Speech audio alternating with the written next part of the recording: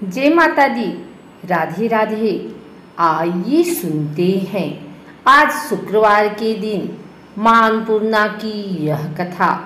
एक समय की बात है, काशी निवासी धनंजय की पत्नी का नाम सुलक्षणा था। उसे अन्य सब सुख प्राप्त थे, केवल निर्धनता ही उसके दुख का कारण थी। यह दुख उसे हर समय सताता था। एक दिन सुलक्षणा पति से बोली, स्वामी आप कुछ उद्यम करो तो काम चले। इस प्रकार कब तक काम चलेगा?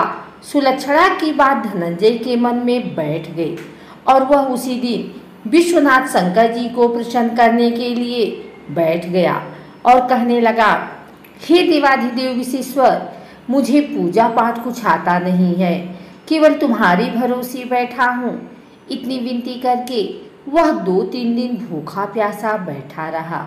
यह देखकर भगवान शंकर ने उसके कान में अन्नपूर्णा अन्नपूर्णा अन्नपूर्णा इस प्रकार 3 बार कहा। यह कौन क्या कह गया? इसी सोच में धनंजय पड़ गया कि मंदिर से आते ब्राह्मणों को देखकर पूछने लगा, पंडित जी अन्नपूर्णा कौन है? ब्राह्मणों ने कहा, तू अन्न छोड़ बैठा है, सो तुझे अन्न की ही बात सूझती है। जा घर जाकर अन्न ग्रहण कर। धनंजय घर गया, स्त्री से सारी बात कही। वह बोली, नाथ चिंता मत करो, स्वयं शंकर जी ने यह मंत्र दिया है, वे स्वयं ही खुलासा करेंगे। आप फिर जाकर उनकी आराधना करो।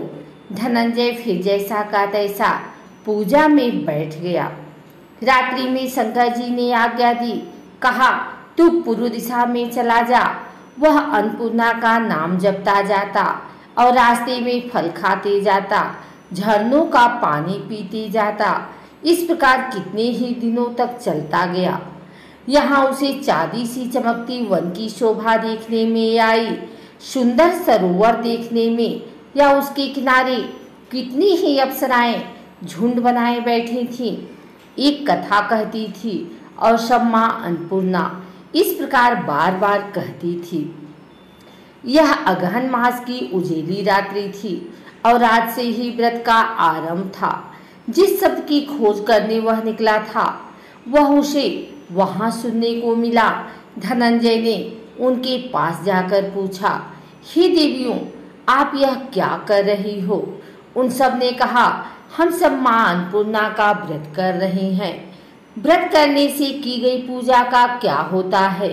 यह किसी ने किया भी है? इसे कब किया जाए? कैसा व्रत है? मैं क्या इस व्रत को कर सकता हूँ? मुझसे भी कहो। वे कहने लगी, इस व्रत को सब कोई कर सकते हैं। 21 दिन तक के लिए 21 गांठ का सूत लेना चाहिए। 21 दिन यदि ना बने तो 1 दिन उपवास करें। यह भी ना बने तो केवल सुनकर प्रसाद लें। निराहार रहकर कथा कहें।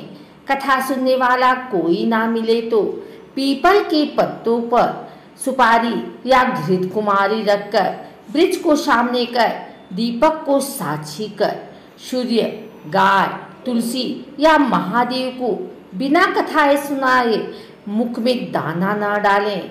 यदि भूल से कुछ पड़ जाए तो 1 दिवस फिर उपवास करें। व्रत के दिन क्रोध ना करें और झूठ ना बोलें। धनंजय बोला, इस व्रत के करने से क्या होगा? वे कहने लगी, इसके करने से अंधों को नेत्र मिले, लूलों को हाथ मिले, निर्धन के घर धन आए, बाझिन को संतान मिले, मूर्ख को विद्या आए। जो जिस कामना से व्रत करे, माँ उसकी इच्छा पूरी करती हैं। वह कहने लगा, बहनों, मेरे को भी धन नहीं है, विद्या नहीं है, कुछ भी तो नहीं है। मैं तो दुखिया ब्राह्मण हूँ। मुझे इस व्रत का सूत दोगी? हाँ भाई, ले, कल्याण हो, तुझे देंगे। ले इस व्रत का मंगलसूत्र ले। धनंजय ने व्रत किया। व्रत पूरा हुआ। सभी सरोवर में से 21 खंड की स्वर्ण सीढ़ी हीरा मोती जड़ी हुई प्रकट हुई। धनंजय जय अन्नपूर्णा कहता जाता। इस प्रकार कितने ही सीढ़ियों उतर गया तो क्या देखता है कि करोड़ों सूर्य से प्रकाशमान अन्नपूर्णा का मंदिर है। उसके सामने स्वर्ण सिंहासन पर माता अन्नपूर्णा विराजमान है। सामने भिक्षा हेतु शंकर भगवान खड़े हैं। देवंगनाएं चवर डुलाती हैं। कितने ही हथियार बांधे पहरा देती हैं। धनंजय दौड़कर जगदम्बा के चरणों में गिर गया। देवी उसके मन का क्लेश जान गई। धनंजय कहने लगा, माता आप तो अंतर्यामिनी हो, आपको अपनी दशा क्या बताऊं। माता बोली, मेरा व्रत किया है, जा संसार तेरा सत्कार करेगा। माता ने धनंजय की जीवा पर बीज मंत्र लिख दिया। अब तो उसके रोम रोम में विद्या प्रकट हो गई। इतने में क्या दिखता है कि वह काशी विश्वनाथ के मंदिर में खड़ा है। माँ का वरदान ले धनंजय घर आया। सुलक्षणा से सब बात कही। माता जी की कृपा से उसके घर में संपत्ति उमड़ने लगी। छोटा सा घर बहुत बड़ा गिना जाने लगा। जैसे शहद के छत्ते में मक्खियां जमा होती हैं, उसी प्रकार उनके सगे संबंधी आकर उसकी बड़ाई करने लगे। कहने लगे, इतना धन और इतना बड़ा घर, सुंदर संतान नहीं तो इस कमाई का कौन भोग करेगा। सुलक्षणा से संतान नहीं है, इसलिए तुम दूसरा विवाह करो। अनिच्छा होते हुए भी धनंजय को दूसरा विवाह करना पड़ा और सती सुलक्षणा को सौत का दुख उठाना पड़ा। इस प्रकार दिन बीतते गए। फिर अगहन मास आया। नए बंधन से बंधे पति से सुलक्षणा ने कहलाया कि हम व्रत के प्रभाव से सुखी हुए हैं, इस कारण यह व्रत छोड़ना नहीं चाहिए। यह माता जी का ही प्रताप है जो हम इतने संपन्न और सुखी हैं। सुलक्षणा की बात सुन धनंजय उसके यहाँ आया और व्रत में बैठ गया। नई बहू को इस व्रत की खबर नहीं थी। वह धनंजय के आने का राह देख रही थी। दिन बीतते गए और व्रत पूर्ण होने में 3 दिन बाकी थे कि नई बहू को खबर पड़ी। उसके मन में ईर्ष्या की ज्वाला दहक रही थी। सुलक्षणा के घर आ पहुंची और उसने वहां भगदड़ मचा दी। वह धनंजय को अपने साथ ले गए। नए घर में धनंजय को थोड़ी देर के लिए निद्रा ने याद आया। इसी समय नई बहू ने उसके व्रत का सूत तोड़कर आग में फेंक दिया। अब तो माताजी का क्रोध जाग गया। घर में अकस्मात आग लग गई। सब कुछ जलकर खाक हो गया। सुलक्षणा जान गई और पति को फिर अपने घर ले आई। नई बहू रूठकर पिता के घर जा बैठी। पति को परमेश्वर मानने वाली सुलक्षणा बोली, नाथ घबराना नहीं, माताजी की कृपा अलौकिक है। पुत्र को पुत्र हो जाता है पर माता को माता नहीं होती। अब आप श्रद्धा और भक्ति से आराधना शुरू करो, वे जरूर हमारा कल्याण करेंगे। धनंजय फिर माता के पीछे पड़ गया। फिर वही सरोवर सीढ़ी प्रकट हुई। उसमें माँ अन्नपूर्णा कहकर वह उतर गया। वहां माताजी के चरणों में रुदन करने लगा। माता प्रसन्न हो बोली, यह मेरी स्वर्ण की मूर्ति ले, उसकी पूजा करना, तू फिर सुखी हो जाएगा। जा, तुझे मेरा आशीर्वाद है। तेरी स्त्री सुलक्षणा ने श्रद्धा से मेरा व्रत किया है, उसे मैंने पुत्र दिया है।